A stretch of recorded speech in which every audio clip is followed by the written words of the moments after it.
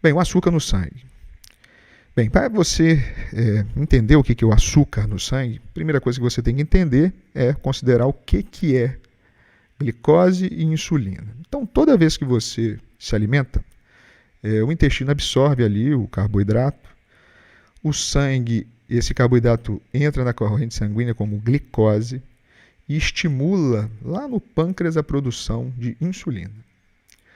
Essa insulina, ela atua como uma chave para liberar a entrada de glicose na célula. Ou seja, é mais ou menos assim. Então, aquele tanto de açúcar que a gente absorveu do intestino, entenda que isso aqui é um vaso, né? Uma artéria levando açúcar para todas as células do seu organismo. Essa aqui é a célula do seu organismo. E aí você precisa dessa chave para quê? Para que esse açúcar, esses rosas são os açúcares, entre dentro da célula e faça o seu papel, ou seja, dê energia às suas células, né? Então a insulina ela exerce esse papel. O único lugar onde a gente não precisa de insulina é o cérebro, né? Então por isso que as hipoglicemias causam grandes problemas, né? Então esse é o papel, é por isso que você tem que entender que quando você está com pré-diabetes, essa chave já não está funcionando legal, essa chave não está boa e começa a sobrar açúcar no sangue, começa a sobrar açúcar aqui na corrente sanguínea e quando você dosa isso no sangue, ela vem alterada. Bem, no diabetes tipo 2, a glicose se acumula no sangue em vez de entrar nas células, foi aquilo que a gente disse.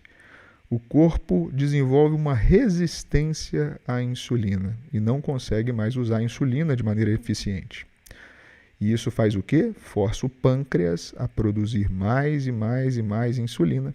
E o pâncreas gradualmente perde a capacidade de produzir insulina. E o resultado é o quê? Você tem um nível alto de glicose no sangue. Isso que acontece. É assim que é a história da diabetes, né? Então, por isso que o pré-diabetes é tão importante e a gente tem que ter ciência de algumas coisas, né? Por exemplo, existem 3 medidas diferentes, que têm números diferentes, que devem ser levados em consideração. Por exemplo, glicemia de jejum, aquela que é feita do laboratório, se ela for menor do que 100, ela é normal. Se for entre 100 e 126, é o que chamamos de pré-diabetes, é a hora de atuar. E se for acima de 126 em 2 medidas, é diabetes, está diagnosticado. A glicose ao acaso, que é aquela do dedo, nós só vamos considerar se tiver acima de 200, né? Então, se eu medir a do dedo, ela está 126, não quer dizer que é diabetes, né? Agora, se ela estiver acima de 200, abre o sinal de alerta. Um outro tipo de medida é aquela glicemia de 2 horas após o teste oral de tolerância à glicose. Como é feito esse exame? A gente tira o exame, coleta o sangue, dá um tubo de açúcar para o paciente tomar e mede ela. Se tiver essas alterações, é indicativo de diabetes acima de 200. E uma outra tecnologia ou medida é a hemoglobina glicosilada, né?